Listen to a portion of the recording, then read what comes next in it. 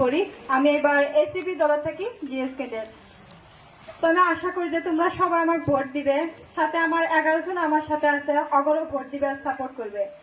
কারণ আমি একজন মেয়ে মানুষ হয়ে ফার্স্ট টাইম মানকেশ্বর কলেজত দাঁড়াইছি জিএস হিসেবে, কোনোদিন কাইও দাঁড়ায় নাই। আজকে কলেজে 53 বছর চলবে লেগছে, তো আমি দাঁড়াইছি। আমি আশা করি যে তোমরা সবাই আমাকে সাপোর্ট করো, ভোট দাও।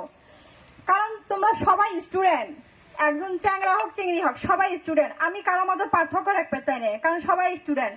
আমি যদি জিএস হবে দাঁড়াইছি, আমি সবার সমস্যার সমাধান করার জন্য আমি আগবাড়ি থাকবো। আর আজকে তোমরা আমাকে অ্যাক্টিভ পাইছো এই জায়গা, আমি যদি জিএস হই সব সময় তোমার সাথে থাকবো। ইরানো মাই যে বলে আমার খালি চিংড়ি গুলো ভোট লাগে, উড়ানো মাই চাংরা গুলোরও ভোট লাগে, কারণ সবাই স্টুডেন্ট। কারোর মধ্যে তো আমি পার্থক্য আনবে চাই না। আজকে যদি আমার ঘরে ভোট দেওয়ার অধিকার আছে, আমার ঘরে দাঁড়ানিরও অধিকার আছে।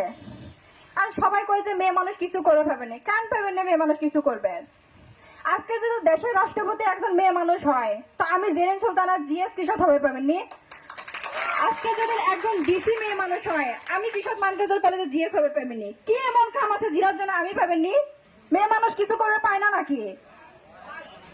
সবারই সমান অধিকার আছে, সবারই ভোট দেওয়ার অধিকার আছে, দাঁড়ানোর অধিকার আছে।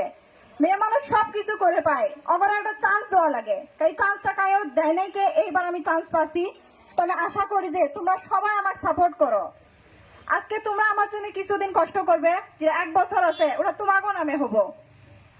তো আমি আশা করি যে তোমরা সবাই আমাকে ভোট দিও। আমার সাথে আমার 11 জন আছে, অগরেও ভোট দিও। ধন্যবাদ।